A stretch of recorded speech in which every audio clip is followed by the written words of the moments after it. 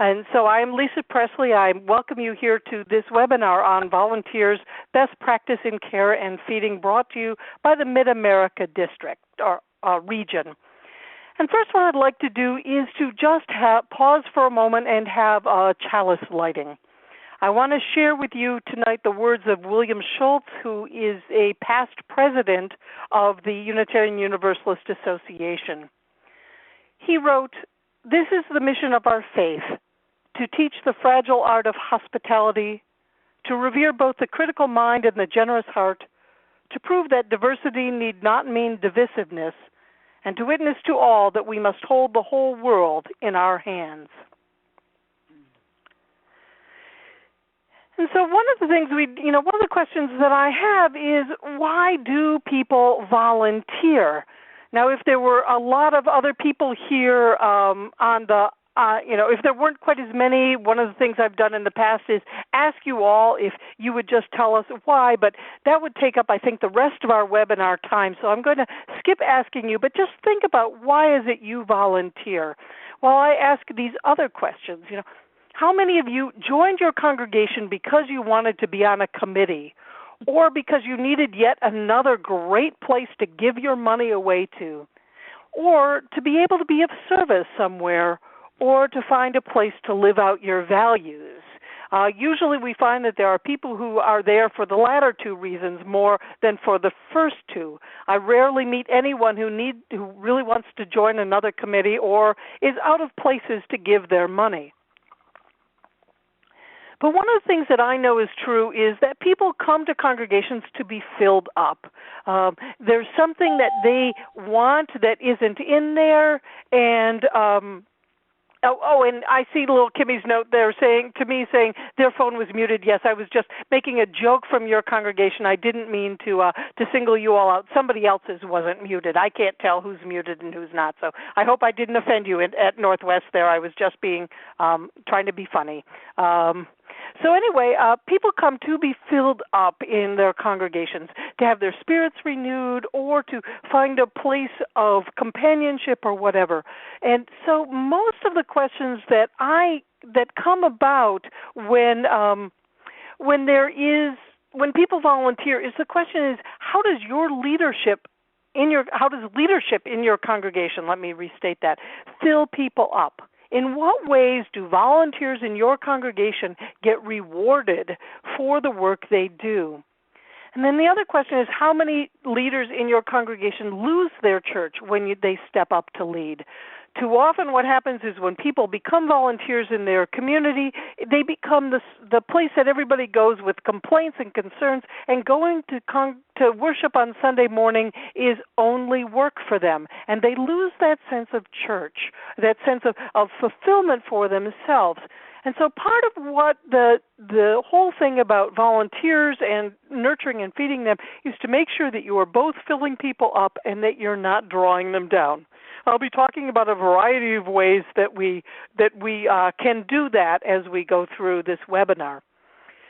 So the first thing I want to talk about is, what is the job of the congregation? And it is the filling up of people, and it's helping people find their ministry. Now that might just seem like it's a bit of nomenclature, but I'll be talking a little bit more about what that ministry conversation is about on the next slide. But some of the other things that are necessary is being clear about the roles and responsibility and authority that volunteers have, and then valuing people through the best in recruitment, training, support, and replacement, and then rewarding them for their work. And that's just sort of a highlight of where we were going in tonight's webinar. So let me talk first about, is this a job or is it ministry? As I said, it's more than just nomenclature, because when we have a job to do, often we don't feel, it feels like a burden or heavier, or we're not quite sure what to do. But ministry is more about identifying the gifts that every person has, the values and the ways they have of expressing themselves in the world, their ministry, as it said, and helping them find a place for that in their congregation. Most people would much rather do a ministry, a place where they can give their skills and where they're valued and where the work is elevated to that status rather than being on a committee. So it's all about that openness and welcome.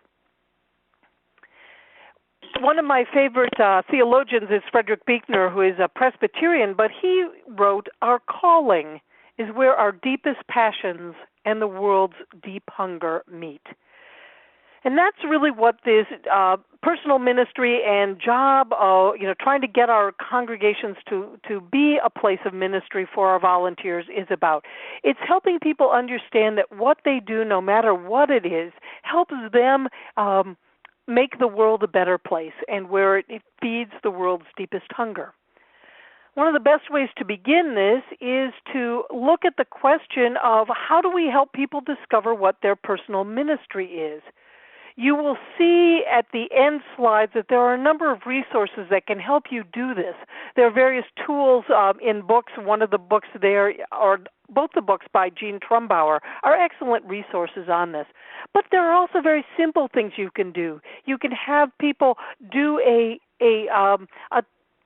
session where they sit down with their checkbook and their calendar and they show where is it that their money is going. Perhaps, your ministry by where you spend your money goes to the Royal Bank of Mortgage, whoever holds that, or it could go to your child's college tuition or something like that. But often when we pay attention to where we spend our money and also look at our date book and see where we're spending our time, we'll realize that it may not be in places that we really would like to be doing that. There's also the personal skills inventory that can be done and the question of where it is that, where we spend our money on a daily basis. So those are the kinds of things that can help people discover their personal ministry. And that's always a helpful thing to do in our congregations. Another thing that's really important to understand is what are the things that motivate people to volunteer. Earlier I said, how many of you joined your church because you wanted to be part of a committee? That's rarely what brings people in. But when people understand what their ministry is and the motivators and the reasons why people volunteer, then it makes it much easier for you to help match people up with ways in which they can be helpful and that you can have your work done in the congregation. Marlene Wilson is a woman, and I believe her book is listed in the resources, who created three basic reasons why people volunteer. And then some of our UU folks added a fourth one that we'll also be discussing. Now, things to remember is just like in all other kinds of typologies, none of us is a clear form of any one of this, but often we will have one that predominates in our lives. So the first one I want to talk about are the achievers.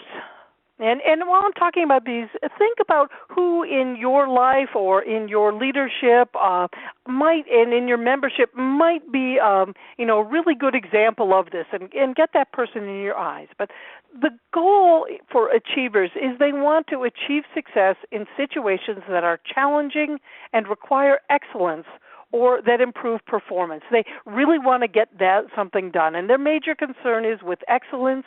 They want to do their personal best as well as bringing the organization along to its best. They want to take calculated risks to make sure that things are going well that way. And they also want to take personal responsibility for finding solutions. They often have a desire to achieve unique accomplishments, to figure out things that nobody else has figured out. They're often restless and innovative. They take pleasure in striving. They want concrete feedback about how they're doing. And they're often better organizers than maintainers. They get bored if they're not being able to achieve something new. And they're always driven by doing their jobs better and accomplishing that something unusual or important. And so they have goals, which is how to attain them, and obstacles, how to overcome them. So now here's a time where I will ask you to raise your hand if you have an answer to this question. When is it best to use an achiever? And I'll call on a couple of you as you come up with ideas. So who'd like to share when you think would be best to use an achiever?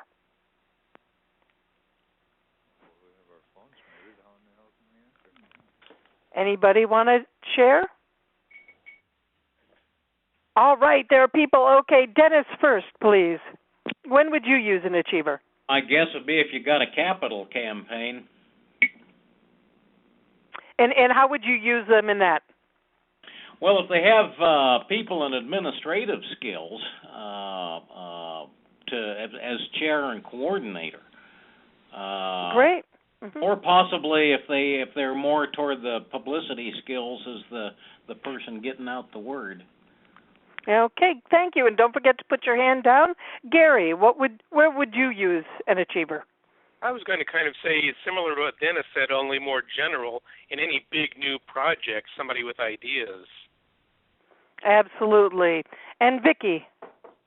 So that when you know that you've got something you've not tried before or it has died and gone away and someone needs to rejuvenate it, like a service auction or some sort of fundraising or any kind of service to the community that hasn't been done yet.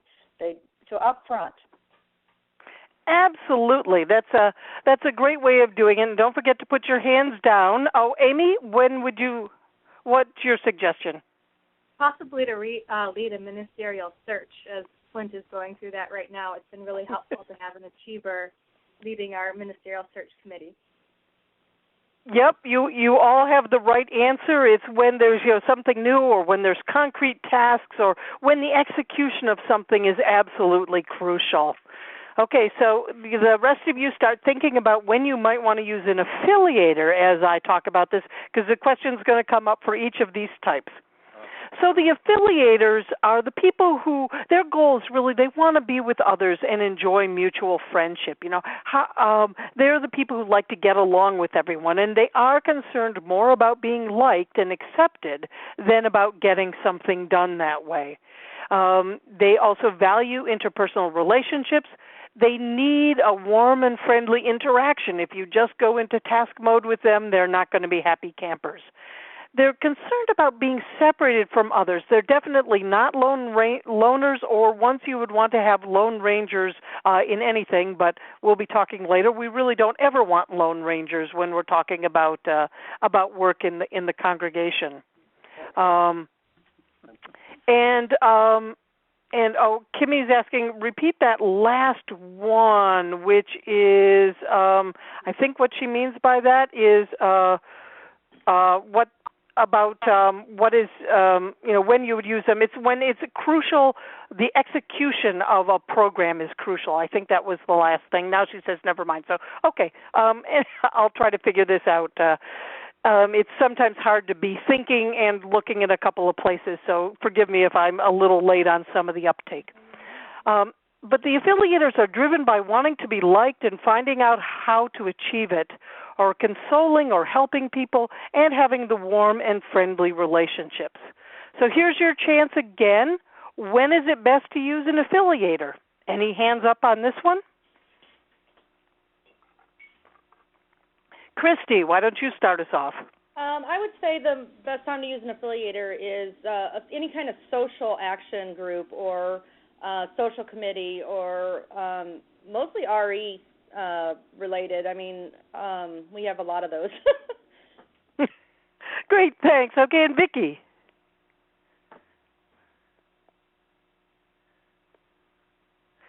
It's *6 to unmute.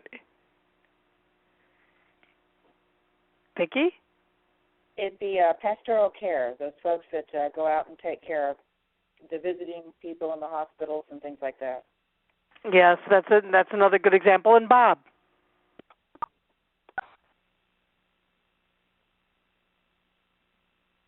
Thank you. This is Bev. I'm with Bob's group. Okay. Great. Hi, Bev. For hospitality, for greeting people, for creating a Sunday morning worship greeting. Right. These are often the best people, too, to have a group, as Karen, Sue, and Art have put, greeters. Yes, this is a group that you really want to have involved in your membership stuff, bringing people in and getting them the sense. But it's really any time you want to welcome, include, and make those interpersonal connections. That's great times to call on affiliator skills. Okay, so then another group here are the influencers. And don't forget to put your hands down. And the influencers are a group that sometimes gets a bad rap. Their goal is to seek to have impact or influence on others. Their people are often concerned about their reputations or positions, and they're concerned about what people think about think of their power and influence. So they really want to to be there and to have that sense of knowing that they are important. They give advice, and sometimes it's unsolicited advice, and they often want their ideas to predominate. Sometimes because they want their own way, but also because they think that they might know more and know better, and sometimes they are right. They have very strong feelings about status and prestige and the strong need to influence others and to change their behavior. They're usually verbally fluent and can win almost any argument. And as next point says, they are sometimes argumentative.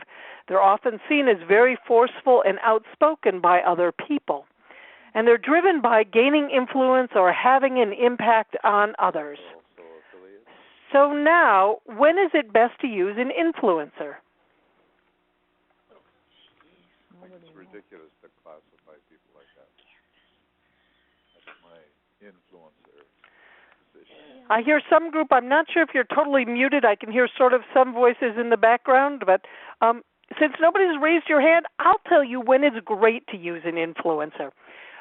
Let's say that you want to do a building and the zoning commission isn't really sure about whether or not this is a good idea.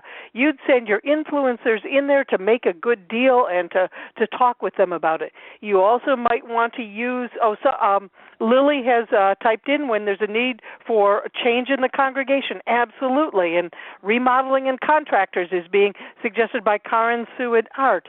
Or if you want to have someone try to motivate people and influence social justice work in your community in a particular way. Or, Dennis earlier was talking about when you have a capital campaign, the influencers might be some of the best people to sell that to the congregation and to some of your higher potential givers in the congregation. So even though they sometimes get a bad rap, there's a good reason for them. The fourth category that was added by other UU leaders is the spirituality seekers. And for them, the goal is that they're really on a journey of the Spirit and they're seeking answers to theological questions. So they want introspective time and centering experiences. And they sometimes need to explore other traditions in order to figure out what is it that they want and what they believe themselves.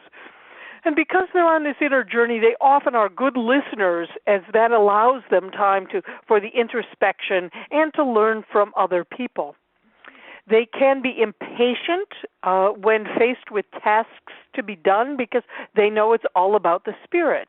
And they can be very impatient with achievers and influencers who aren't taking the time to look at their own internal spirits, and thereby they aren't paying attention to the crucial thing as far as the spirituality seekers are concerned. They need to experience personal and religious growth in whatever work they are doing. And so when is it best to use a spirituality seeker? Hands or typists? Any comments?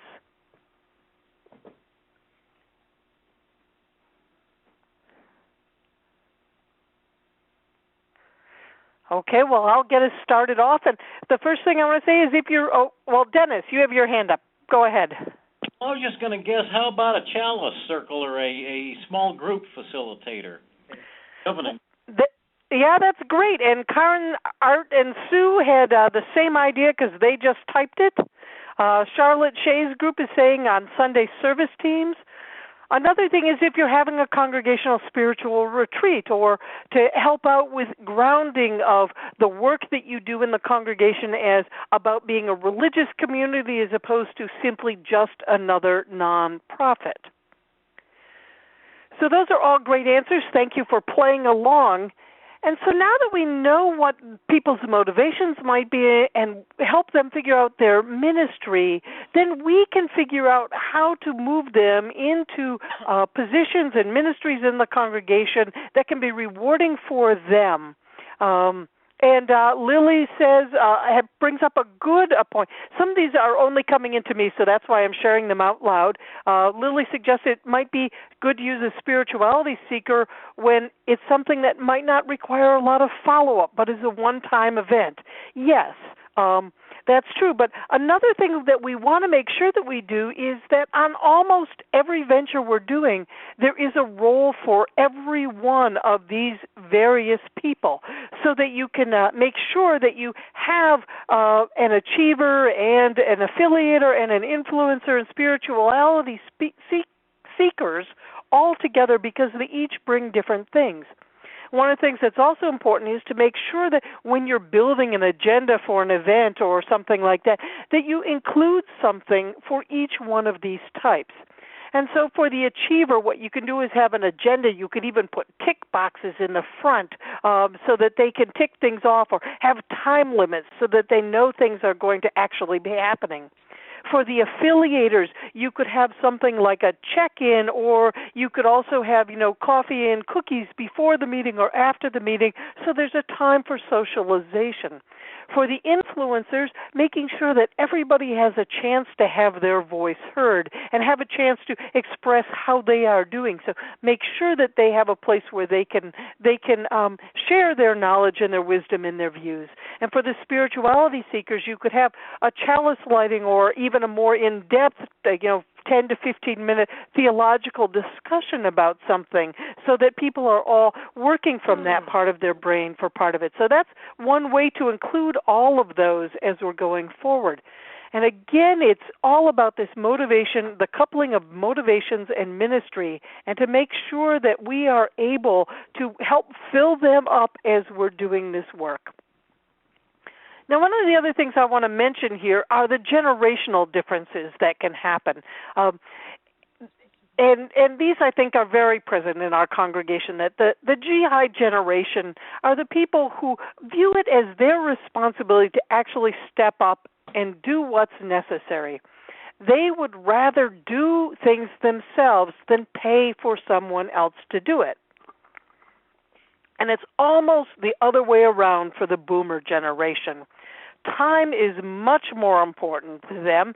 Many of them are working, every member of the household who's old enough is working, and so they don't really have as much time, so they don't want to spend hours talking. They want to get things done. And for many of them, the money is not as important as their time, and they want to make sure that they're doing something and making a difference.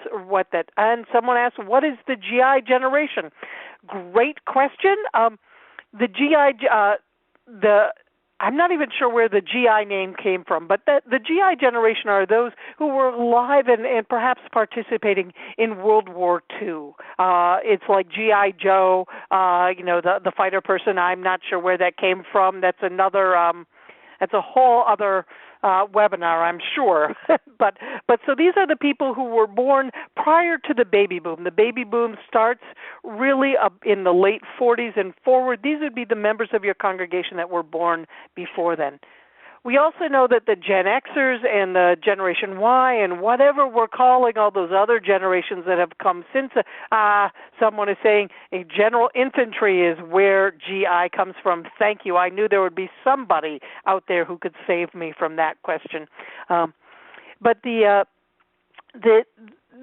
each generation views what is important work for them to be doing and where their priorities should be differently. And so one of the things that you'll find often in congregations is that the older members of the congregation might sit around and saying, how come nobody else is doing these things that we know that we have to step up and do this. And, some of the younger people might be saying, why would we bother doing that? We can just pay to have someone there. And so that's one of the things you have to be just sensitive to, that some of these, and government issues, another GI thing, someone says. So one of the things that you have to think about is, how are you building this, and how are you responding to the people in your congregation who would rather pay than work, and those who would rather work than pay? And given that there's a lot of jobs that need to be done, and you often can't afford to pay to have them all done. So that's just another thing to keep in mind. So now that we've talked about the people and the motivations, I want to talk about what the job is. And here I am using job rather than ministry, because too often what we're talking about are tasks. And so one of the best things that we can do is be very clear on what it is we're asking people to do. So I recommend that you create job descriptions for all the things that you need done in your congregation that are done by people other than paid staff. And so this should include, what is the job? And then I covered, in that a whole thing about what is necessary versus what is desired. Must it be done in a particular way, or, is there some discretion in how we're doing that? The job description should also talk about what authority are people given to do the work that must be carried out. One of the most frustrating things in many of our congregations is that too often we give the responsibility but not the authority. We don't let people make decisions about how the work should be done.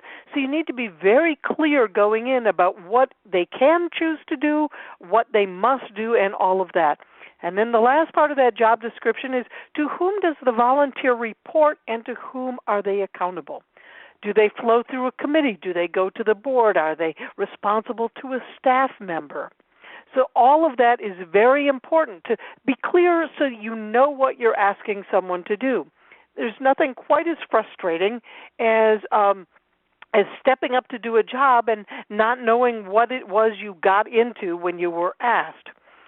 And so there's a second slide on this. How are the people going to be trained?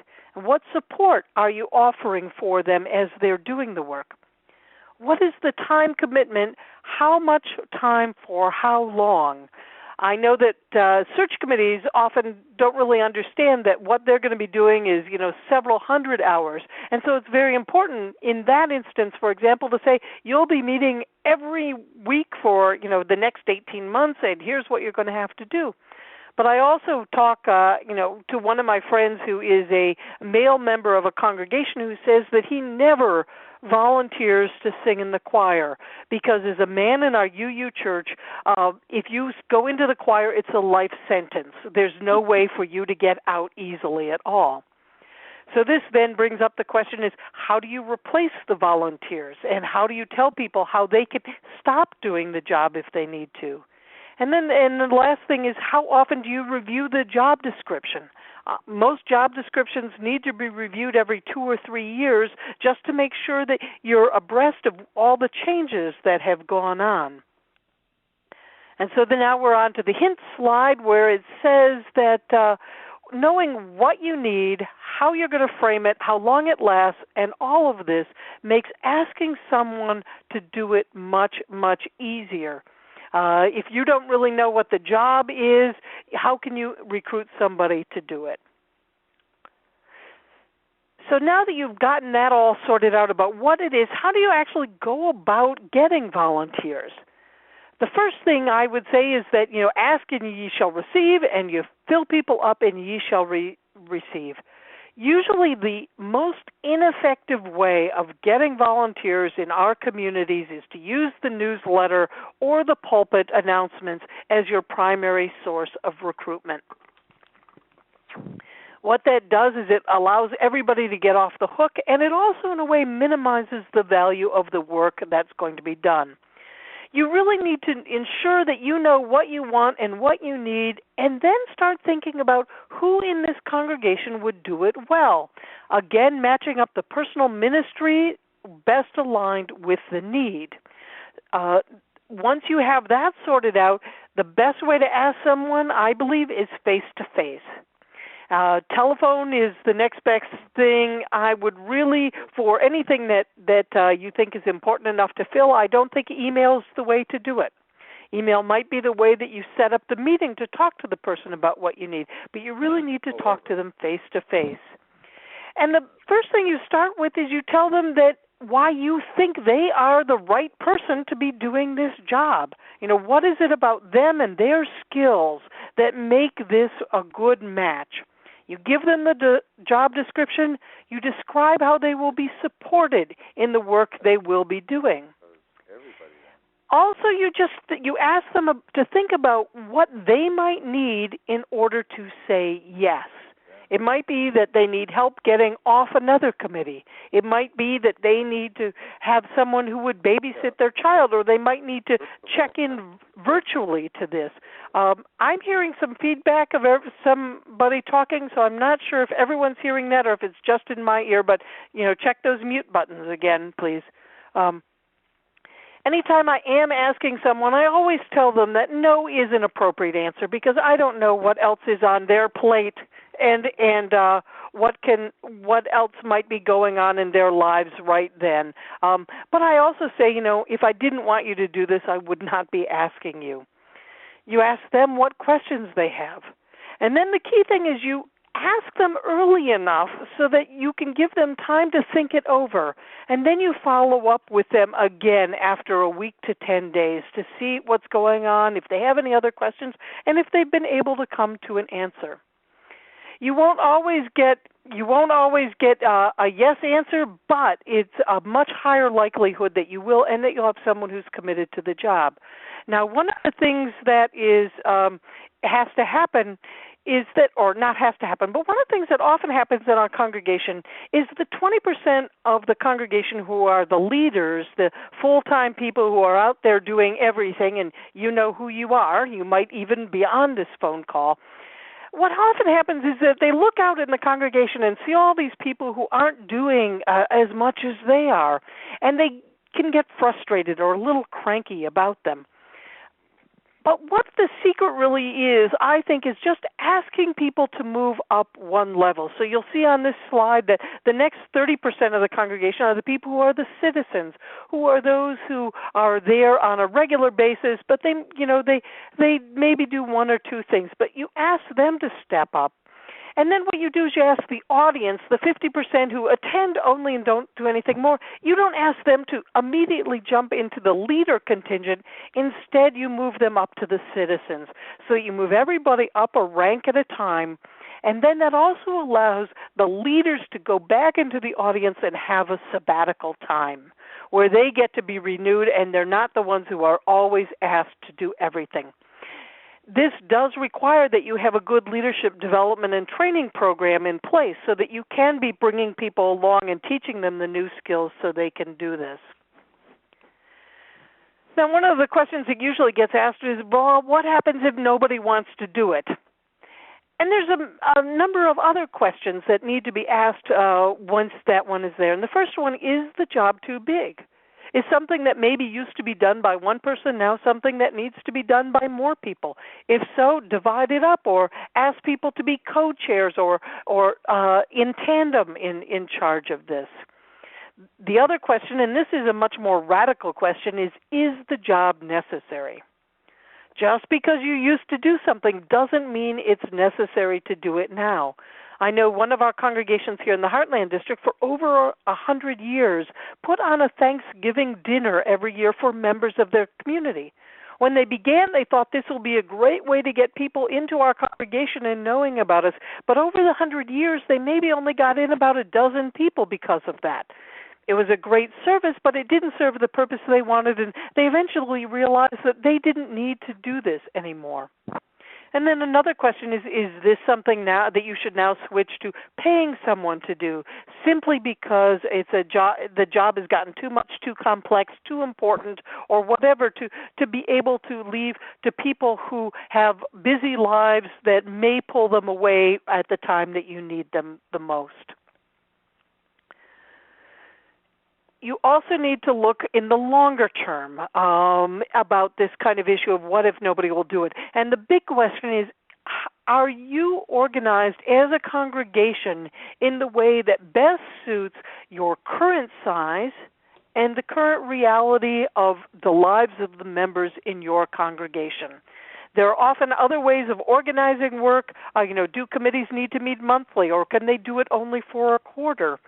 Or once a quarter, not for a quarter. That would be a pretty cheap paid job. But do they need to have 2 or 3 people who organize what needs to be done, and then there are task forces that go out and actually do the work? So how are you structuring the work, and what is going on can always be looked at.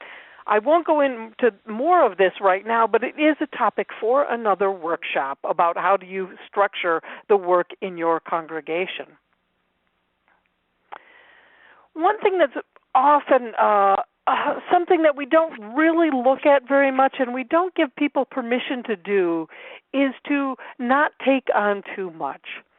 The job of the chair or the moderator of any group is to ensure that no one takes on too much. There are some of us who have a really hard time saying no.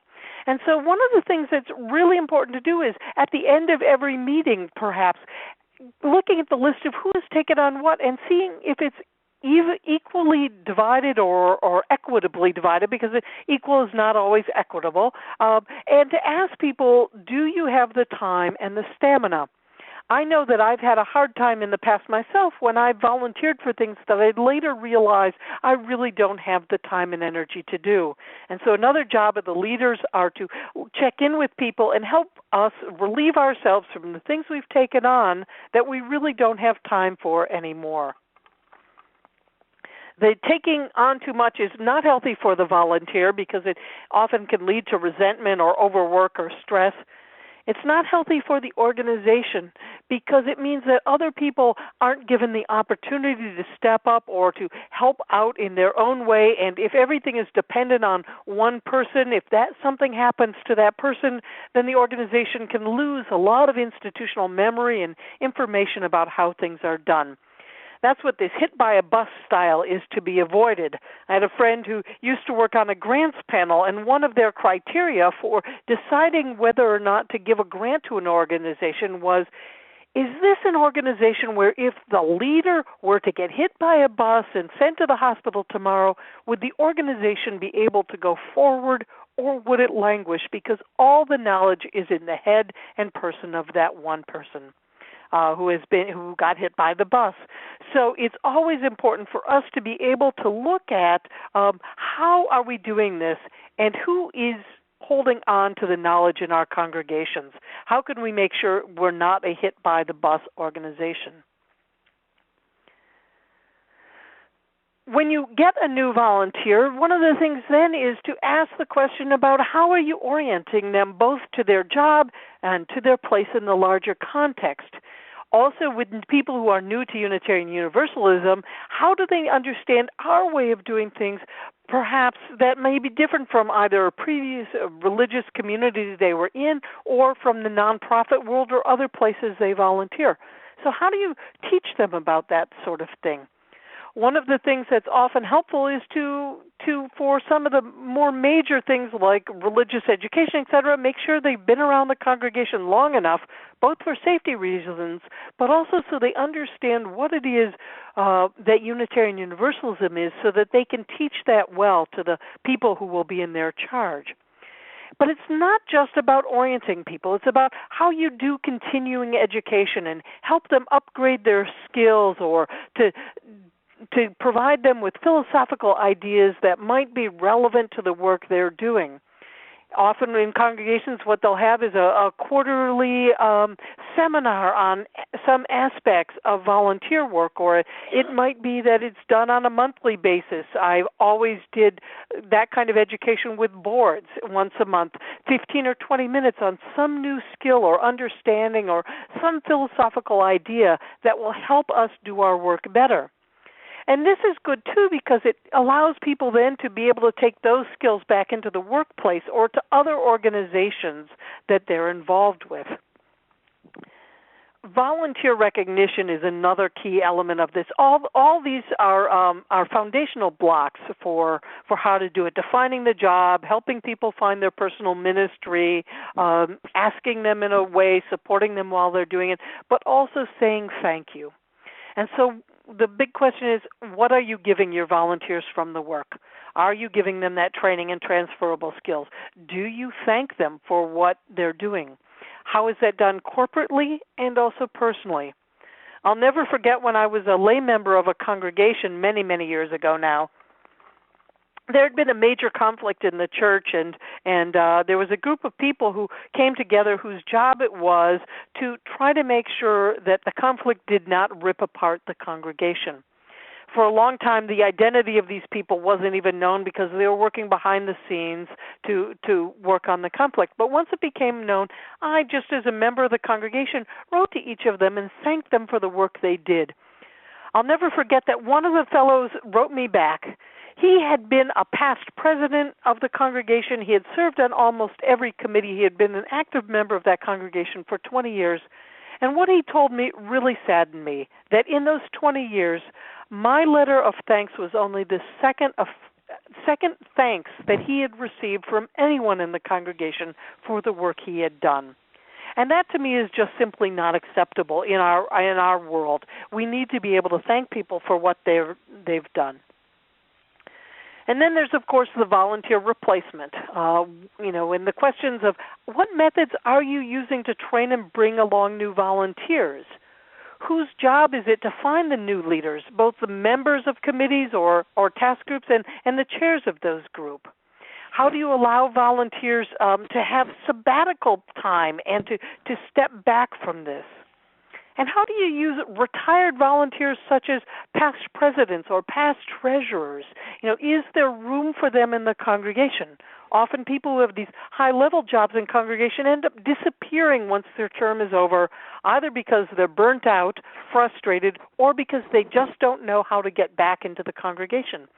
So maybe trying to have a think tank of people who can help the board or others wrestle with important ideas that are with these volunteer, or these emeritus officers or other groups might be a way of doing that.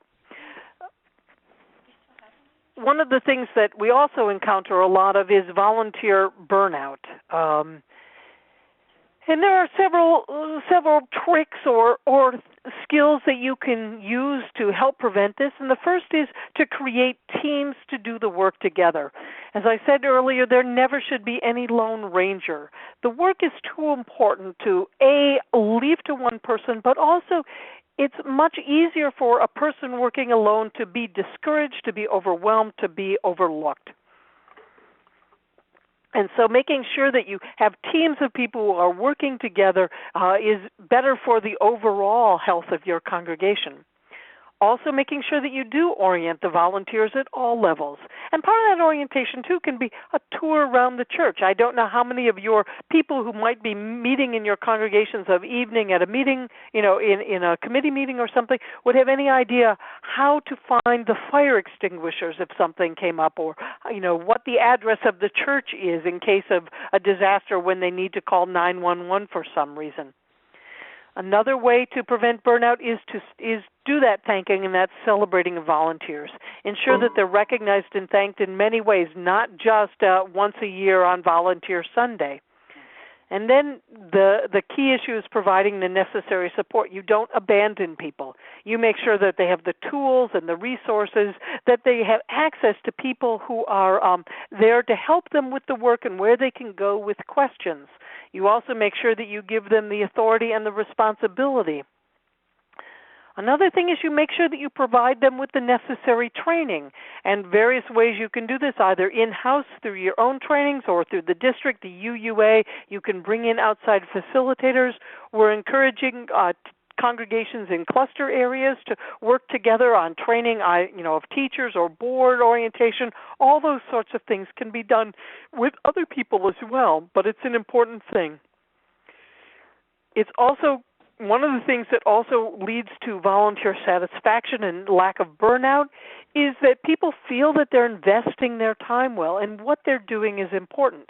So make sure that the jobs that you have, the ministries that you have them do, really are something that are important to the congregation and to its mission, and remind people why the jobs they're doing help make the whole better.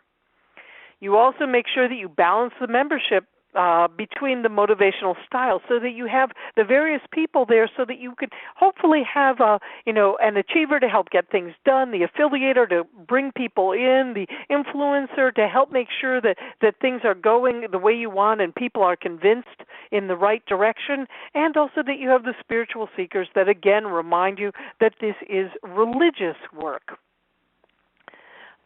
One of the key things that people say really makes a difference in how satisfied they are in their job is whether or not they get to make decisions about how it should be done. And so make sure you don't dictate how something must be done unless there is a good reason why it has to be done in that specific way. You can, though, share resources from the past about, in the past we have tried it this way, but maybe that's not the only way. I was at the installation of a minister this past week, and in the charge to the minister, one of the phrases that he was given by the person who was doing the charge to him about how to be in his new congregation said that the best answer to, but we've tried that before and it didn't work, or but we've always done it this way is, isn't it a grand and glorious new day? So that you can have that sense of reminding people it is a new day, there are new technologies, there are new ways of doing it. You also can groom the next leader by creating co-chairs or having mentoring. And the mentoring might also be a good role for some of those more retired volunteers, people who've done the work before, that they can mentor, which means help the people figure out how to do it, but again, not dictate. You need to start very early in your recruitment so that people don't feel left in a bind and people don't feel pressured into staying, into accepting something or doing a job that they really don't want to do. And then also it's the filling people up is always a good thing to do. You will see on the next few slides that you have in your handouts as well are the resources that can make this work better. You'll see on the first one that the UUA websites, there's Interconnections is an electronic magazine or newsletter for leaders that you can subscribe to. The Jefferson Unitarian Congregation has excellent ideas about how to do this work. They're located in Golden, Colorado. Pathways in Texas also has some very good resources. And then here's a number of books that can help as well. Church Works by Ann Heller, Belonging, The Meaning of Membership, Making Your Church More Inviting, The Inviting Church, Assimilating New Members. This book, Congregational Leadership in Anxious Times, is one that I often recommend to boards to read. It doesn't deal directly with how to motivate people, but it talks about how can leaders make sure that they are not creating more difficulties by acting out of their anxiety around issues. And then More Than Numbers, The Way Churches Are Called. These next two by Gene Trumbauer, Creating and Called, Discovering Our Gifts for Abundant Living, and Sharing the Ministry, A Practical Guide for Transforming Volunteers, both set out how you can help people find their calling in the church. And then Marlene Wilson's Mobilizing Church Volunteers is the one that has the more information about these different motivational styles. That's the information that I have right now. I don't know if there are questions that you have that you weren't doing. Okay, there's a question that just got typed in here. What about the category of maintenance volunteers for a category? The maintainers were referenced during the achievers category. Yeah, there might be there are people, I think, who like to contribute in that way where they maintain activities that are going on, but often it's because they have, I don't know why they do it. That's a good question, but I didn't write the book. I'd have to read Marlene again to figure out why it is or where she would put those people. I think some of them do it out of a sense of loyalty, and some of them do it out of the sense of achievement, but maybe at a different place than achieving something new all the time. What they're achieving is a continuous success. Are there any other questions or any of your own experiences that you want to share? We have about 10 minutes left in our time together. Okay, there's another question that got typed here to everyone. As a member of Generation Y, I see so many challenges in motivating my generation to volunteer. Do I have any motivational practices that work for the younger generation? What I understand about this Generation Y group is that that connecting the work they're doing into making the world a better place is often a key. Making sure it's missional or visionary, that how this will help the world be a better place, that many of the members of Generation Y are committed to that global sense, or need to be empowered to feel that they have a way to actually impact that larger world. And so thereby you can make sure that the work in the church is tied into how this makes a difference for the world. So what is the mission of your congregation? How does your congregation want to work toward making the world a better place? And then by showing them how the work they're doing could bring individuals into a better place, thereby so they can go out and make the world better, or how the job itself directly relates to making the world better. That might be one of the ways to do that. Then Lily writes again that Generation Y is often working jobs that expect them 48 to 80 hours a week. And so, yes, the work life and personal life are also often integrated. And so the question then is, how can we help fill them up and make that the work something rewarding and valuable for them?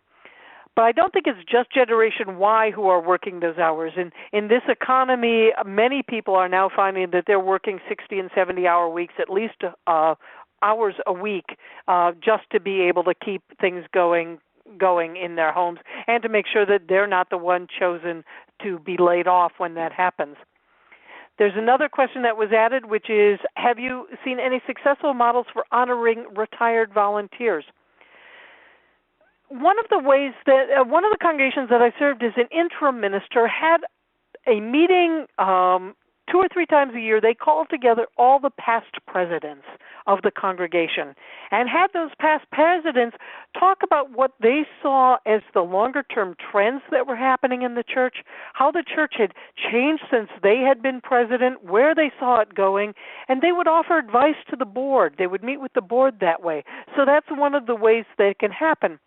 Retired treasurers could be maybe encouraged and honored by asking them to help members understand personal finance, or how to do a checkbook, or to teach kids about that. Now that's another job, but in a way, but it's also honoring and valuing the work that they've done. Using them as mentors is a whole other way to do that, to make sure that there are ways that they can help bring people along to that. So that's some of the ways that you can do that. Okay, and then Bob said the slide titled Discovering Personal Ministry referenced various tools that would help volunteer coordinator find volunteers. Some of these tools, helping people figure out their personal ministry, are in those 2 Trumbauer books that are listed there. But what also can help is that many congregations will have databases in which they record what people's interests and skills are. You have to be careful, though, in looking at what their professional careers are, and assuming that the teachers always want to teach, or the bankers always want to do finance, or that sort of thing. So it's looking at, not only what they can do, but what they're interested in doing, and ask them how they feel about sharing those parts of their life, because often the teachers don't want to teach when it comes to Sunday morning.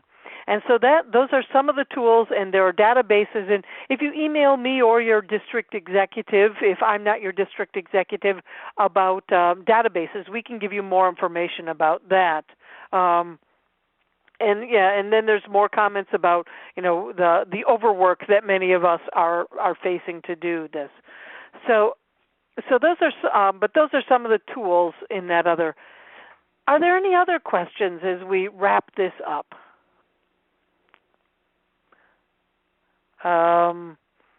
Well, and Christy points out that a lot of her professional teachers do like to teach the younger kids, and that's absolutely true.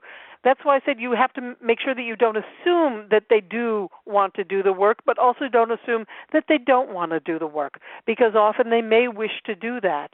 But again, it's for them to define. You can always ask, but don't be surprised if they want to get away from what they've been doing other days.